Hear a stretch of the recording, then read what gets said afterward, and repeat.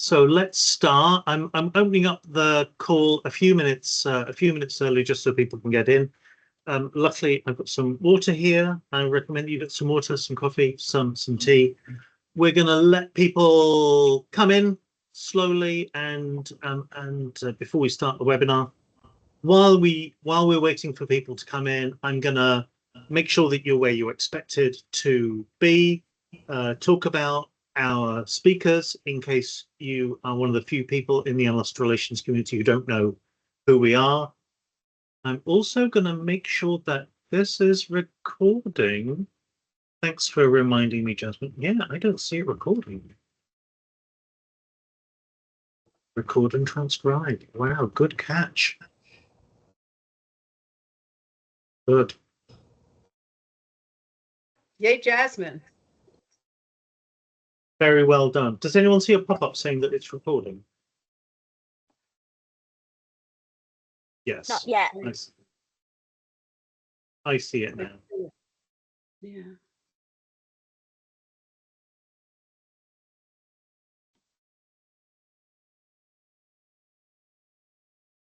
Okay, that's weird. Yeah, I don't see a pop-up. It's set to record automatically, and I'm pressing the record button. But what I'm going to do, just to be careful, to make sure we don't lose it, is I'm also going to record it in Otter, and then at least we'll have the audio. Thank you for your patience. And then we will. Okay, so while that works, let me introduce our. What's going on here?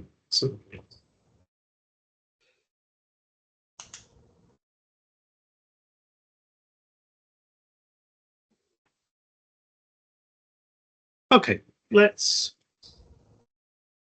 Jasmine, I'm sorry, I can't. I'm not sure I can get the recording to work. Can you try to record it? That's okay. I'll screen record it on my computer, and then I'll make sure everybody gets the copy. Fantastic. Thank you so much. Good. Okay, let's click into the conversation. So today we're talking about the value of analyst relations. I've just got a very small number of intro slides, and then we'll take the slides away, and then I'll be able to see you and the questions.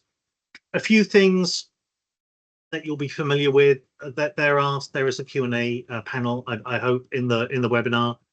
Please submit your questions there and we'll pay attention to you. I am joined today by, I must admit, actually two of the people who I've known the longest in the analyst relations community. And Jasmine, can you keep an eye on the waiting room as well? See Bob Fine is in the waiting room. Can you let him in? If not, then I will. Okay. Stephen Loudermilk is one of the longest standing people in the analyst relations community, and one of the people who has worked at the corporate communications at the very, very highest level, leading corporate communications for brands, as well as having deep experience on industry analyst relations, on working with sourcing advisors, really taking influencer relations all the way through to the sales pipeline, and is a hero real estate guru. So if you know anyone looking for a house in the Atlanta area, then let us know. Robin Schaffer is somebody who has attended and spoken at events like this, sponsored by the Analyst Relations Forum, for more than a decade. Somebody who's been an analyst relations leader in-house, working very closely with some of the most ambitious and hungry companies in some of the most competitive markets. And today, very generously, is sharing that expertise with a range of high growth brands, some established brands. Both working with companies that have got heavyweight analyst relations experts that need extra hands, and companies that are new to the analyst relations space. I'm Duncan Chappell. I'm wearing two hats in my professional life at the moment.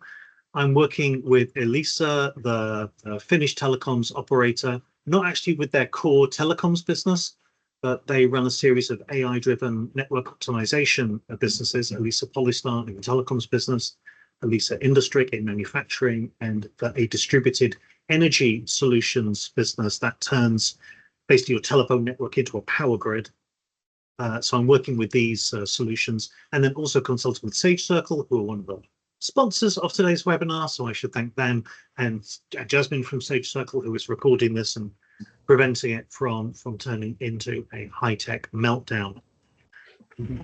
Before we get into the topic of the conversation, which is very much going to be a freely flowing conversation between the three of us, where we've got three questions that we're focusing on. Each of us is going to try to lead a little bit on it, but we are really going to have a free-flowing conversation.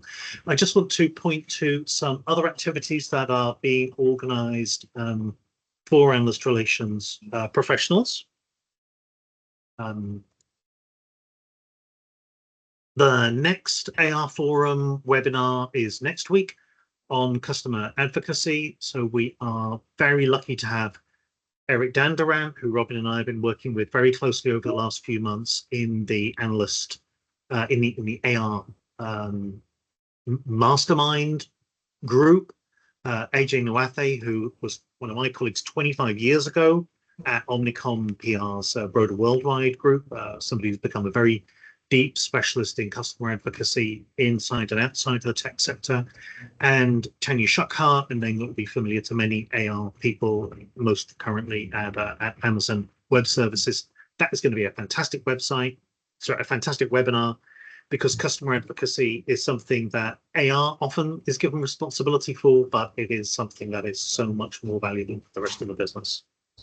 That event and also this one are preview events for the AR Forum itself. So people may know that that is an annual event, which is sometimes online, sometimes physical. This year, we're hosting it here in Edinburgh at the University of Edinburgh Business School, where I and my colleagues run the Analyst Observatory. Robin is one of our speakers with her colleague, Chris Holscher. They run a project for the Analyst Observatory where they are surveying startups and scale-ups to understand the impact of industry analyst relations. So they'll be speaking about that. We also have Neil Pollock presenting some award-winning research on how analysts create categories, and then a former IDC leader with him in that panel, talking about the way that category creation is much more, emotional, political, unpredictable, slightly irrational than you would imagine, and a series of other fantastic panels with analyst relations practitioners and scholars and industry analysts speaking in those events. People can register either to attend physically or in person. Either online or in person. If you attend physically, we guarantee you an amazing lunch, beautiful setting, and it will be fantastic. Another event that is going on, I just want to plug, is the Institute for Influencer and Analyst Relations Summer Party. I don't think that Stephen or Robin will be flying over for it, but I will be getting the train down from London to London from Edinburgh. So I'll be there. If you want to know more about what Elisa is doing with telecoms manufacturing and energy networks, or you just want tourist tips about Scotland, then let me know. Okay, I think that is all of the slides that I want to run through today. So I'm going to stop sharing.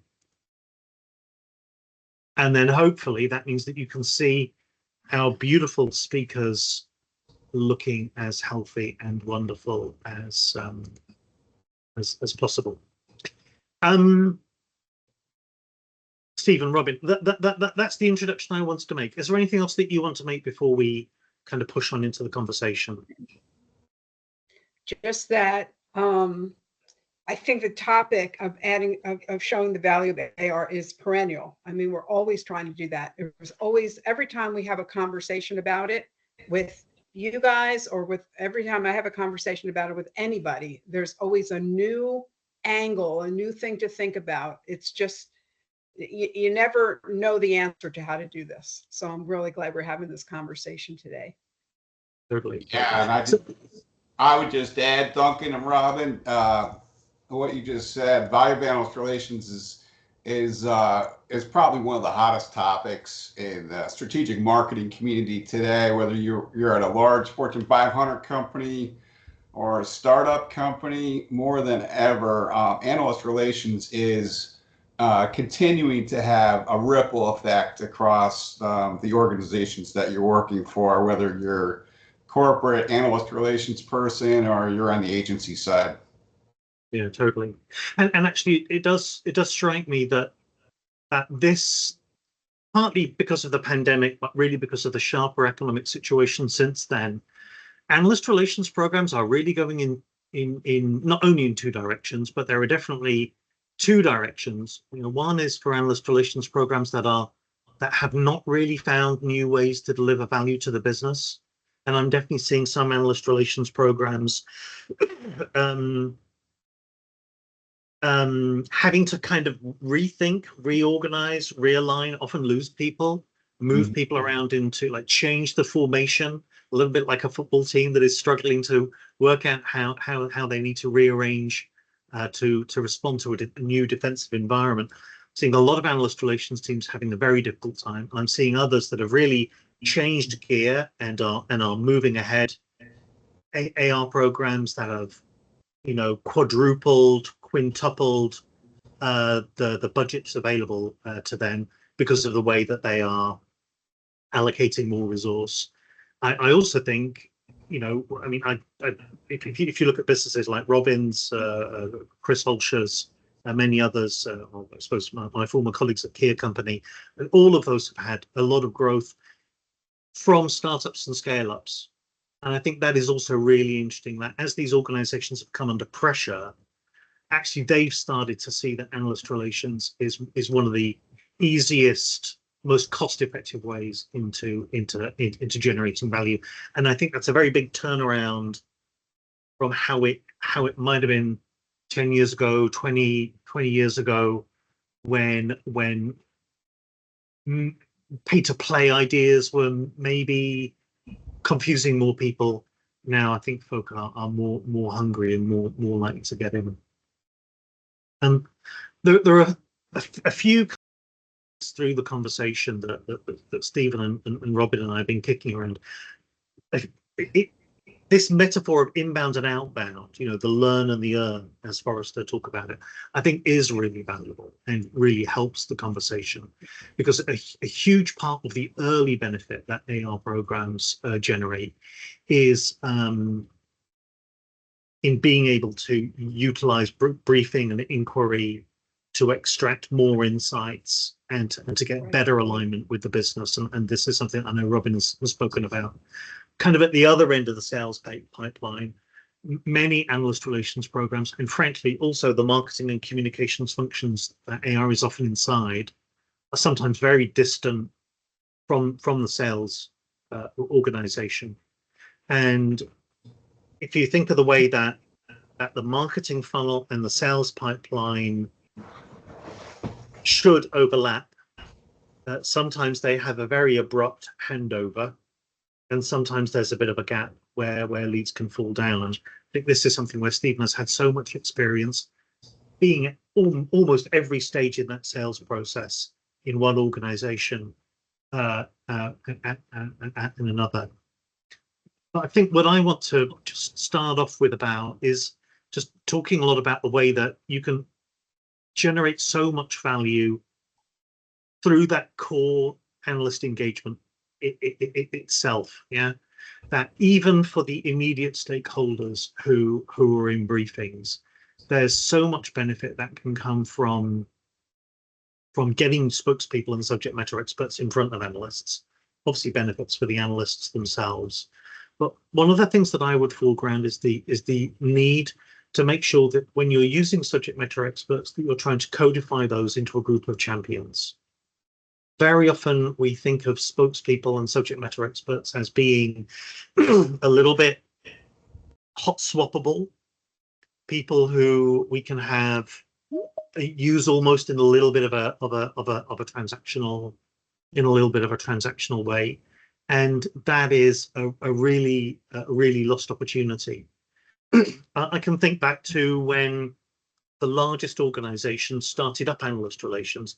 There was a big emphasis back then on executive sponsorship, on having charters, on having formal boards. And these days, like the background knowledge of analyst relations is so high that few organizations are doing this, because you don't need the same kind of oversight to make sure that analyst relations doesn't do silly things. 30 years ago, 40 years ago, analyst firms were still getting into court cases with vendors.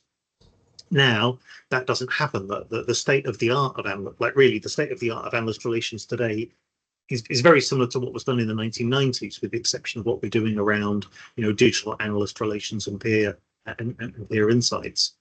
And I think it's unfortunate that means that fewer organizations have got a formal internal board of analyst relations champions who can promote the integration of analyst relations insights, and who can really enhance decision-making processes to make sure that AR stays focused on the value that the business stakeholders want.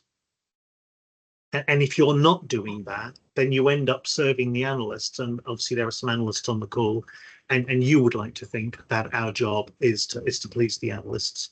But actually it turns out that pleasing the analysts is just a byproduct of pleasing our internal stakeholders.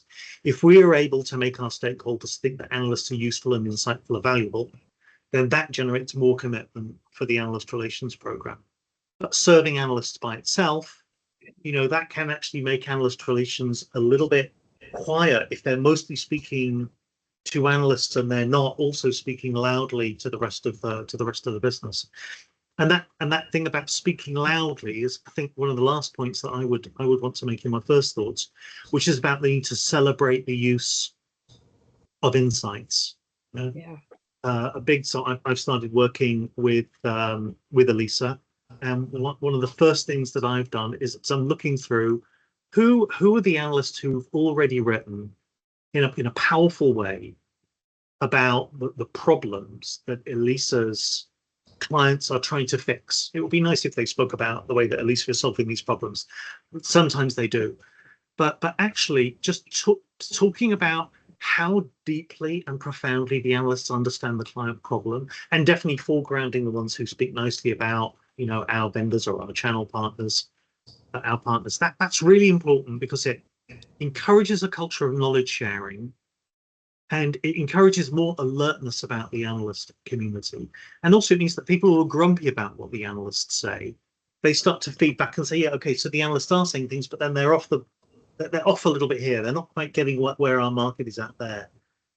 They frame it in the process of going into a conversation a little bit more. So I think those 3 points, the innate value of the interaction, creating a champions board, and the more people you can get doing interactions, the more champions you can create.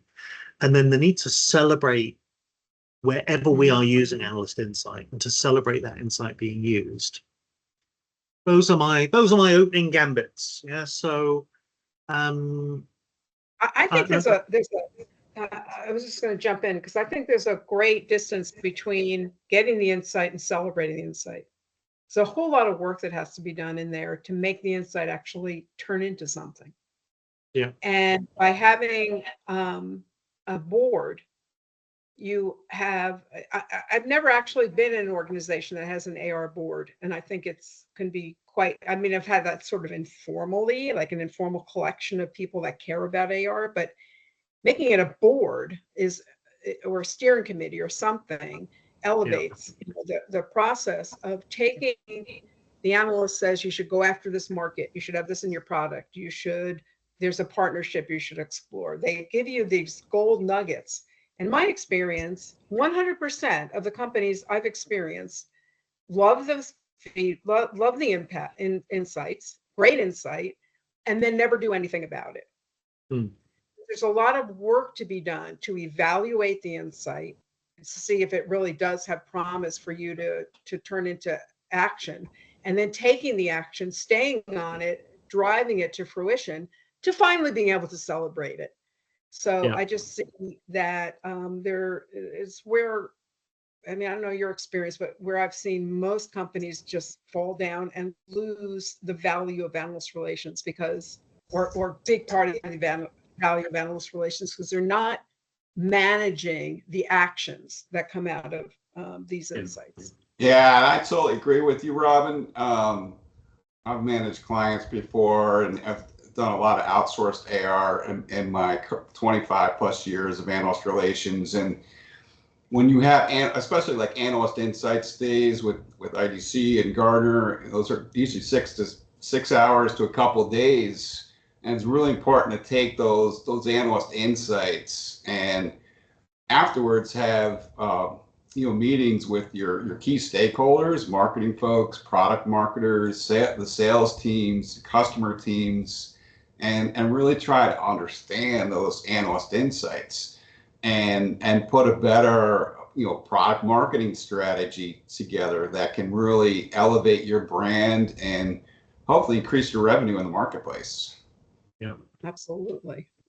I think anything you can do to like draw attention to what you're doing and celebrate that. And I think one of the great things about this idea of having like a board, a formal group of stakeholders, is that then you create accountability to it. One of the experiences that I've had working in public relations agencies, I've worked in quite a few, and one of the things that I've always seen as being beneficial is getting away from that monthly meeting where you're just like presenting a tracker, just like a to-do list, as it were. And instead you're saying, look, these are the interactions, these are the insights, this is what happened to the insights, these are the spokespeople and why they were heroes, this is what the spokespeople did well. Anything that they didn't do well, you can feed back in another forum, right? But celebrating the insights, celebrating the spokespeople, it makes it sound like involvement in AR is something that is helping the careers of those participants and is helpful for the whole business. And it produces a deliverable that you can share, and then that allows you to also build in like what kind of measurements you want, how can you show that there's continual improvement, and then what that does, like superficially, it just helps you communicate the value of AR better and helps you to be more successful.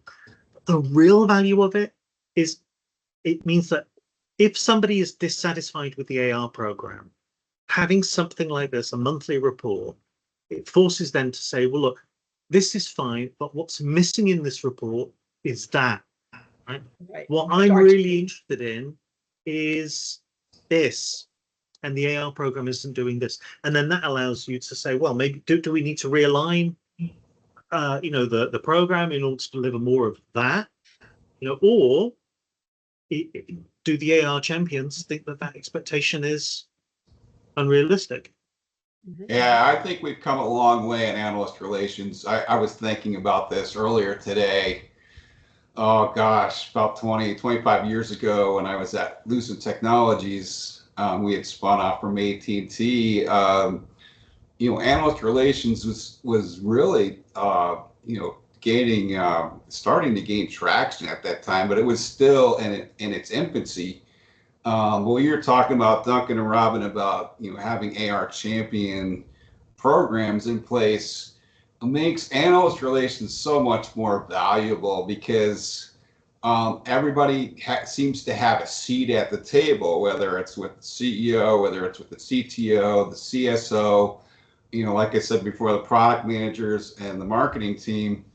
And then, if you track those results, through monthly reports, quarterly reports, annual reports, and other metrics, you can see the real value of analyst relations over time. I think it's come full circle. I think I think, Stephen, that's quite true. And I've had the experience of taking, like, we can do great, beautiful annual plans and objectives, or long-term plans and objectives.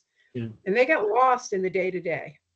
You get focused on getting stuff done. And we force ourselves and force our clients to go back to those big pictures every quarter. We touch on a monthly, but really every quarter we dig in and say, well, these are what we're trying to get to. How are we doing along that journey? And remind ourselves why we're even in this, because it's just, I don't know, I found it more of an issue in AR than any other role I've been in, that we lose the sense of the big picture easily. Yeah. We're not very conscious about it. Yeah, totally. This reminds me a little bit of something, I think it was last week, Sage Circle posted an article about analyst relations planning, and weaving in some really interesting thoughts from Chris Manfredi and Andrew Sue. And one of the things that I've seen with at Elisa, for example, is that the annual plan is really important, right? Like they use it in such a healthy and way. It really accelerates and focuses the conversation, because like there are these things that are useful, and there are these things that are productive, and then there are these things that are useful opportunities there are these pieces of low-hanging fruit. But let's just take a look at the plan, right? Let's just see, what are the business benefits that we're expected? What is it that we should be doing? When I was working as an analyst relations consultant at a Kia company, I would often go into programs. They had like a prioritization and a plan of who they wanted to speak to, and then we would run out an activity report from architect or supposed to do spotlight ask, and then you compare, like, who did you actually speak to? Well, a lot of the people you spoke to are people who called you and wanted to meet you. And then who are the people who you wanted to meet and you didn't meet? They're the people who don't proactively call you, and they might be more important. And there's such an emphasis on like quick wins and low hanging fruit, and I'm in favor of that. But without a plan, like, firstly, you won't notice it. Maybe serendipity has led you in a more productive direction than the plan. But then you need to check in, and that's what your stakeholders allow you to do. You can draw attention between what's agreed to be done and what has been done. You need to cover your behind, and make sure that you're not going to get kicked for working in other directions. But it forces you to make sure that you're delivering value that the business wants. I kind of feel like we should. I mean, I see this a question about like advisor relations, and I wonder if that might be a bridge towards the whole topic of like driving sales. Which I think is something that is an opportunity for AR, but it's a big opportunity for marketing and communications as well. One of the things that AR can do that can be so powerful is just extracting more insights from what spokespeople are saying for sales and marketing to develop case studies and use cases that can be used with prospects. And I must say that's a very tactical, very simple way that we can support sales. But Stephen, I wonder if I can kind of turn to you a little bit. I mean, I know there's so much that you've had experience in terms of supporting sales, the recognition and just celebrating sales, and celebrating when analysts contribute to sales, encouraging salespeople to use analysts, to not be so scared of analysts. Big one. What I mean, it's a lot, right? How would you come into this problem? Well, the sales engagement process is absolutely critical, Duncan and Robin, as you know, to successful analyst relations efforts. And there's I think a lot of it has to do with education. Salespeople are very eager to read analyst reports, the big guys, Forrester, Gartner, IDC, and all the other analyst firms that you work with on a regular basis. But they really want to hear, like you said before, they want to hear what the analyst insights are. I'm working with a client right now in the security space, and they really want to, the sales team and the marketing team, they want to understand the big picture in terms of where security is going in the enterprise space. And I mean, they're a startup company, but so they just have a couple products that they've been they've been launching into the marketplace. But the salespeople are really eager to start talking about case studies in the security space. What I've done in the past, I've worked with various firms to license and reprint copies of really good analyst reports that the sales teams can showcase with their customers. Making sales teams part of strategic briefings, right? Like way back when I was talking about my Lucent years, usually had a product marketing person and somebody else on the briefing or even the analyst inquiry call. But now it's common to have a sales voice on the call, and sales teams, you can actually incentivize sales teams now, create rewards and monetary things inside the organization to make the sales team more engaged with the marketing team and the technology team, the product team. After all, they're responsible for revenue, so they need to be an integral part of the process. So really, like you guys said before, whether you are the AR champion or you're part of an AR champion board, it's very critical to engage the sales team on a regular basis. Duncan, you talked about the value of the strategic plan. The strategic plan needs to be reviewed not just with the higher ups and C-suites in the organizations that you work with, but the sales teams and the marketing teams, to make sure, especially from a customer impact standpoint, that it's really going to create good sales engagement. So making sales, just the sales team overall, not everybody in sales, but a lot of the sales leaders, a critical part of the analyst relations process, just makes it so much more valuable. Over the last couple of years, especially, sales teams have become some of my best friends, to be honest, because they know exactly, where the product is going to impact the market, and they're very interested in talking to the analysts and the consultants and the advisors about, product, technology, strategy, and overall company ramifications. Yeah, and I think that is a really good example of the way that often analyst relations is like the kind of analyst relations is joining things up in the organization, often where it doesn't have to be analyst relations doing that, but I mean, like peer insights is a really good example of where AR is often picking up where the rest of the organization is falling, but also like showcasing examples of successful sales processes, celebrating where salespeople have been able to close the deal because they used analysts.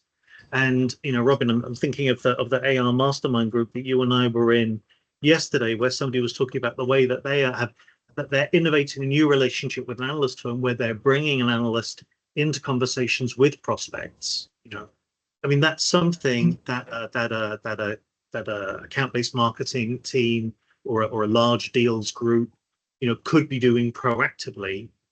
But very often it's AR who knows exactly what the analyst, who the right analyst would be to speak to a buyer who's got that problem. And then that requires, well, it doesn't require, but it's aided by when AR is cheeky enough to have like a regular check-in with sales leaders and say, are there any big deals on the landscape in the kind of market segment where you think analysts might be influential? Let me think about which analysts might be involved in this deal. I can reach out to them and drop a subtle hint, maybe even if we've got a good relationship, involve them in the deal to find out proactively what can be done.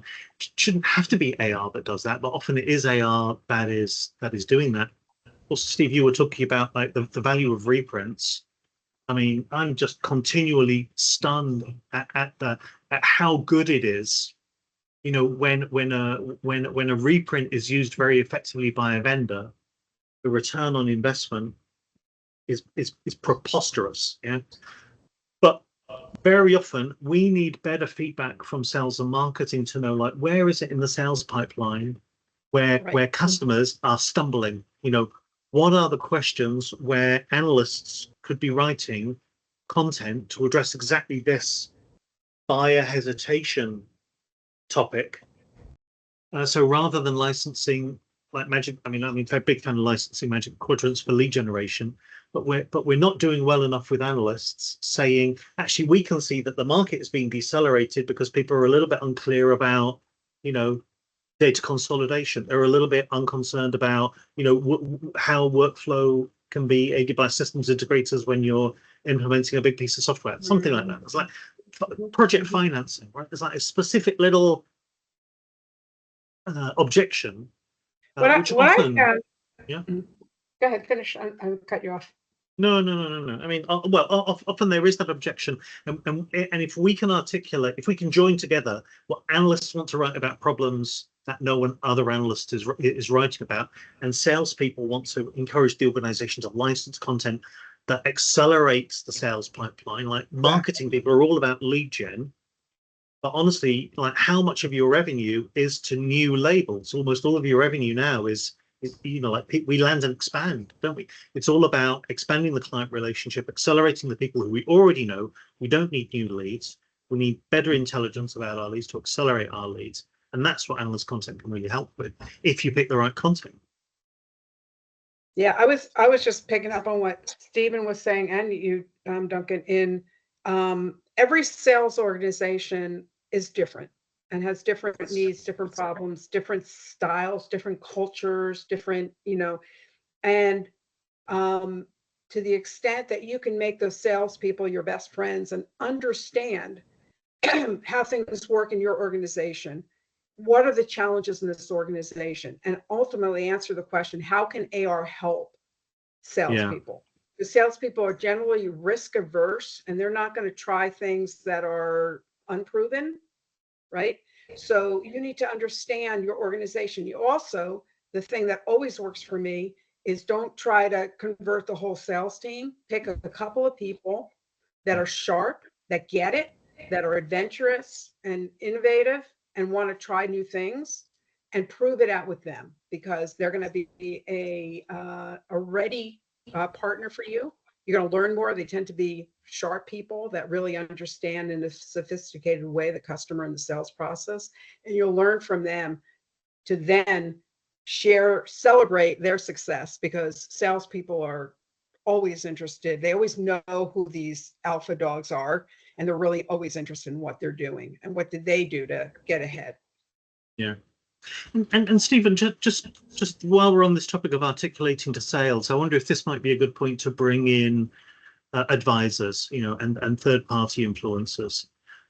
You and I shared a formative experience, and we survived working with one of the world's largest services firms to conduct, I think, the most extensive profiling of third-party influencers globally to understand segment by segment how are these third-party influencers impacting, and the complexity of the advisor landscape is it's much more profound now, where advisors are working on smaller deals. They're not only working in the RFI stage, but they're providing, they've got a more complex business model, and the analyst firms are moving up.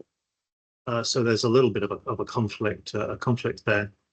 But in many organizations, advisor relations is either not being done, or the advisor relations is a little bit like a kind of channel. Like you've got owned sourcing advisors that you've got, like one or two you've got very close relationships with, but then there's that vast pool of third-party advisor relationships, especially when you get out of the US, where the advisory market is more fragmented and smaller firms harder to navigate. What can AR be? I mean, again, this is one of the areas where AR can be a source of wisdom. Articulation can build bridges. What are your thoughts on that? I think third-party advisors, Duncan, you and I spent a long time on that project. They're absolutely critical. especially when we were talking about before, the sales deals and the pipelines. I mean, they're on the front lines with some of your largest customers every day, and those advisors need to be an integrated part of your strategy in terms of understanding, what your company's doing from a technology, product, and strategy standpoint on a regular basis. They're very influential, like, the McKinseys and the PwCs of the world. And if you don't have an advisory team in place, I urge all of you guys to definitely look into it. Some marketing departments only have, one or two AR folks, but there's like you said, Duncan, there's such a bigger world out there with third-party advisors, and the impact that they can have specifically with some of your largest customers. Now, I haven't worked too much with third-party advisors. Tell us, and I don't know if most of our audience has, what do you think are the biggest differences and the biggest challenges for an AR person that wants to, or an organization that's not addressing them right now? Well, I'll start off, and Duncan can add in. Third-party advisors are very strategic, but I think they're also very technical, so they know the ins and outs of like with this company that Duncan and I were working with. They were huge advocates of network transformation and business consulting, things like that. So they're very strategic in scope, but they're also very tactical. So you have a lot of high-level advisors, and then you have technical, like architectural advisors that work with your company to do the outreach with these clients. If you want to add some stuff in there, Duncan. Yeah, I mean, I think I know there are some people from ISG on the call today, which is fantastic, and it's nice to have them here. That they are, I think, the biggest and best known of the advisory firms in the AR community, and part of the reason for that is because of ISG research. That they've rolled up Saugatuck and other research firms into their own business, and I think that means that a lot of analyst relations people misunderstand third-party advisors because they meet third-party advisors by meeting ISG research, and ISG research is an analyst firm. It's owned by a sourcing advisor, but if you meet if you meet Sellen, you don't think that you've met Oliver Wyman. If you meet 451 Research, you realize that that's not 451's the rating agency. Standard & Poor's the ratings agency. But there can be some misunderstanding of the way that these organizations work. Stephen has spoken about how deep and technical they are, because when organizations are procuring, that is when they've got requirements, like highly specific requirements, and often the requirement isn't a technical requirement, it's a business requirement. And we all know that if you ask a tech provider whether it can solve a business problem, the answer is yes, no matter what the problem is. So that's why the work of these firms is so diligent. Many AR people complain about how extremely extensive the requests for information from ISG and similar organizations are, relative to the transparency that they have about the influence of these organizations. And that is tricky, and it means that in some organizations folk are trying to use basically an analyst relations program to inform sourcing advisors, which is better than nothing, but only slightly. The same way that using a media relations program to advise industry analysts is better than nothing, but only slightly. But the challenge from a sales point of view is again to focus on the relationships that will work, to look at the people in your sales team who are prepared to try to build a relationship with sourcing advisors, to try to find the sourcing advisors who aren't captive to your competitors. I mean, some of them are effectively captives of your competitors because they've got very strong relationships, and that means looking at the free flowing available analysts, the ones, frankly, who will pick up the phone and speak to you. Loads of advisors won't pick up the phone. They're too busy unless you come to them with a deal. So what I find a lot of mid-market firms find success with sourcing advisors is coming to them and saying, look, you're trying to hunt for business in, I don't know, 5G private networks. We're trying to hunt for business in 5G private networks. Let's hunt together in 5G private networks. You can sell advisory work. We'll try to find the organizations that have got the business problem. We can bring you in to help them refine the business needs, scope out the options, understand who the whole system should be. I think that approach of essentially hunting for the deal and dropping it into the lap of the sourcing advisor is very often the best way to get the attention if you don't already have it. Mainly the people in this call are from organizations that do not have that problem, right? I mean, if you're in the market for the sorts of things that IBM sells, HCL sells, TCS sells, I mean, they're on your list, right? It would be weird if TCS wasn't on your list and you were buying the sort of thing on your long list, if you're buying the sort of thing that TCL sells. I kind of feel, Robin, like we should move a little bit more onto like the inbound side of things. I can't think of anybody who is more devious at kind of frugal analyst relations, guerrilla analyst relations, really like squeezing as much value as possible out of every interaction, out of every briefing, making sure that the lightest stick is used for the heaviest lifting. I think that's a terrible analogy. But can I ask you to just say a little bit more about that? You're working with organizations who, some of them are at a very early stage, so the value of analyst impacts is astonishingly profound with many of them. Yeah, I think one of the things that very small companies have that I've observed is analyst firms are more open with feedback. They tend to be more open than they are with larger companies. That's what I've observed. I'm not sure. I'd be curious if you've seen the same thing. So startups have this huge advantage, and I would say this is true for all firms, startups have this advantage, but what I'm going to say is true for all firms, that you can extract quite a bit of insight from briefings.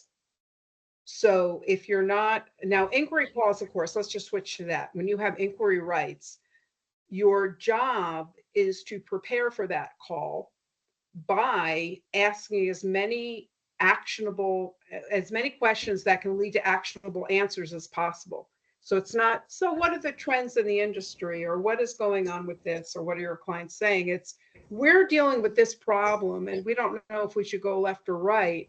Are you seeing anything that would, help us make this decision? And to have a discussion about something specific that at the end of the call, when they get the answer, they have something tangible to look at and decide about and evaluate further. I always tell clients, we're not going to do whatever an analyst says for the sake of it. They're very influential, knowledgeable, they have a unique place in the market to offer great insights, but it doesn't mean that every insight is going to match your strategy or that every analyst really knows what they're doing, right? So you have to evaluate carefully these insights. But what happens many times with the startups is they don't have inquiry access. So you need to be clever about how you use your briefing time to develop, to both get insights and develop relationships. It's very hard to develop a relationship just on briefings, but if you do that smartly, you can get repeated, even if they have a policy that they don't, accept briefings only so often. Often when you get a relationship with an analyst, you can break through those restrictions. If they want to know about you, if you're relevant to the research, if they believe they want to follow you and learn about what you're doing. So you need to make that argument. But in terms of briefings, one of the things I've learned is that human nature abhors a vacuum. a lot of things abhor a vacuum. And one of the hardest things for everybody is if you've got a half hour for a briefing to plan for 20 minutes or 23 minutes of content. Yeah. And stick and then leave time and leave room. And that alone will lead to more inputs and insights, because, you know, people will provide you some suggestions.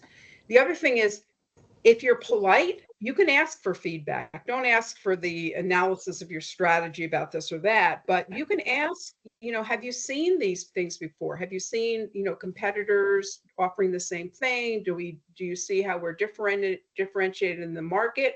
Some will, you know, will not answer it, but a lot of times people will answer it, because you're talking to a person. As you develop some rapport, you can get a lot of information about them. So always go into a briefing ready with those questions, ready to say, if I get my time, what am I going to probe about and try to ask about? So I think smartly managing the briefings gives you a lot of, you know, it's great message testing. So one of the things is you can interpret feedback basically from an analyst that doesn't say a word, just from their body language. Are they leaning in? Do they want to know more? Are they asking questions that show that they're really getting it and they want to know more? Do they, you know, want to keep in touch, you know? So, you know, versus somebody who's, you know, very passively listening and at the end says, don't call us, we'll call you, you know, kind of response. So, you know, you can say, well, we're onto something. This analyst, which is such a great proxy for the market, is excited about what we're presenting and the way we're presenting it. I mean, the way you're presenting it is obviously a huge thing. And Robbie, one of the things that you know, some analysts will huff and puff if you put a meaty question to them. Yeah. Yes. And what I found is that the way to get away with this is through the strategic use of customer insights. So you think of a customer story, an insight gathered from your sales force or from your product development people, from your execution people, and you drop that in. I mean, timing is critical in the briefing. Yeah. Yes. Timing is, and there's a certain time where you've kind of done that first run through of the core of the argument, and then you pause, and then you answer one or two questions, and then that's when you drop in this customer insight. Yeah? And then that is the hook. Yeah. Yeah. And getting this timing, you could never get that timing right if you go along with 107 slides. Exactly. Yeah, I really like what Robin said before about smart briefings. And, you know, if you're a startup or small company, it's really incumbent upon you as the analyst relations person, you know, to drive that discussion and content. You know, the days of using 50 to 100 slides in an analyst presentation are over with. It's really, you know, like you said, Duncan, the interaction that you have with the industry analyst or consultant or advisor, and it's you know, when you can talk about customer deployments and customer successes and bring up some of those questions smartly throughout the briefing, you kill two birds with one stone, really, and it makes that briefing so much smarter, like Robin said. Yeah. Totally. You know, the other thing I just in extracting insights, one of the things is we want to manage time. And I always emphasize, if an analyst asks you a question, give the shortest possible answer you can. Let them come back and say, and ask you for more detail. Because as human beings, again, human nature, and I'm as guilty of it as the next person, if somebody asks me what the weather is outside and I know the history of the climate, I'm likely to tell them that as the answer, you know, the history of the climate. They just wanted to know if it was raining outside. So very often I see spokespersons, I see analysts ask a simple question, a spokesperson gives, 20 times more than the analyst was asking for, because we want to share our knowledge, because we're generous people. And that's a waste. That's often, people will zone out if you're talking about things they weren't interested in, but it's a waste of time, and you've killed precious time that you could be using for getting insights. Yeah, and you talked about leaning in and really engaging in the conversation, Robin. Nothing's worse on an analyst briefing if it's a one-way conversation. If you're getting answers to your questions and the analyst seemingly want to keep talking to you after the 30-minute briefing, that's a really good sign, right? Yeah. That they want to continue to engage with you and your company over the long term, especially if you're a startup, right? Absolutely. I always say it's a briefing. The intro briefing is your first date. You don't tell everything about yourself in the first date. You tell enough to get a second date. That's what you're trying to do with getting a relationship with briefings, is you want to leave them hungry for more and to give you more time. Absolutely. We have to wrap up in a couple of minutes, so I would just recommend anybody who's got a question on their mind to submit that in the chat. Robin, just something else about like how to harvest these insights and bring them back to the organization in a palatable way, right? So like with salespeople, for example, I think we've all learned salespeople are not going to read the report. There's no point telling them about reports. You have to send them bullet points, maybe even put the bullet points on a slide that they can cut and paste. One of the things that we've seen now with Architect and with Spotlight Oz is this way that you can segment feedback from analysts in line with different stakeholder groups, right? There's this feedback that sales might like, this feedback that product might like, this feedback that go-to-market teams might want. What is the most effective way, whether or not you're using a tool like that, of like taking these insights and informing different stakeholders? Yeah, I mean, I've done it just, bare bones. And I've made sure that I have the key person, and it may not be a leader, but it mean a key owner for each type of, feedback we're going to get, a messaging, product, partnership, then I have go-to people. And then I'm meeting with those go-to people monthly or quarterly. It kind of depends on the cadence of interactions and insights. And we're talking about them, and because I'm like a dog with bone, am on them, because you have to be on them. What have you done lately? What have you done with this insight? Have you, what's the next step? Because nothing's going to happen with it unless I push. That's what I've learned. Because, and I say that because if an organization is truly innovative and they have listening posts and they have, ways that ideas like this come in and get evaluated, it works. In most organizations, maybe it's been my experience, people are heads down getting their KPIs done, and this is not on that KPI.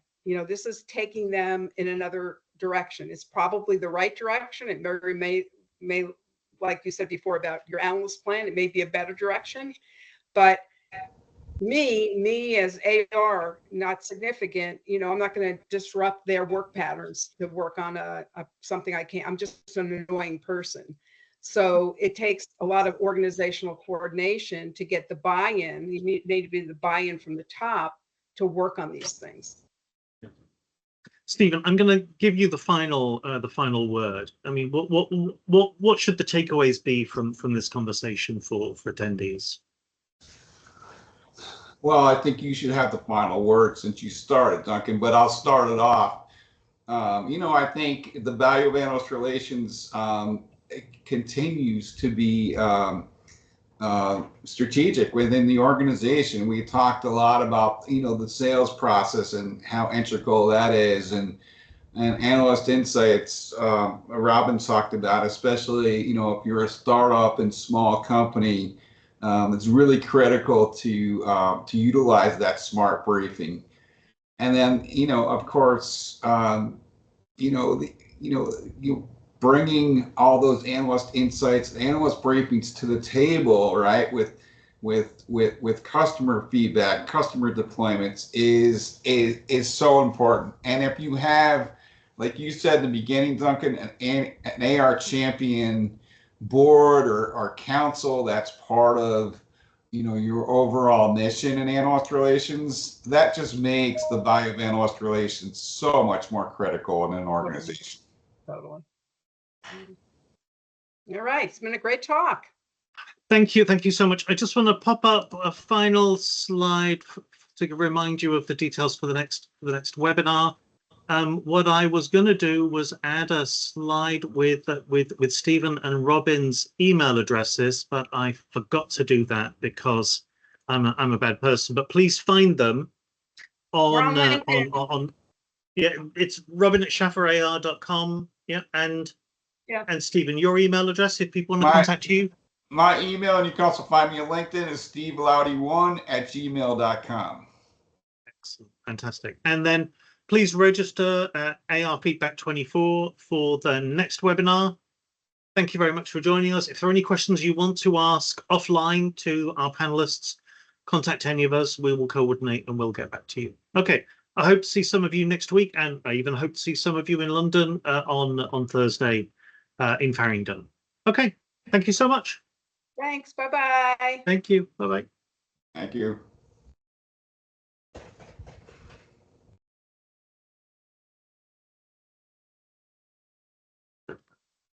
Okay. Wait a minute.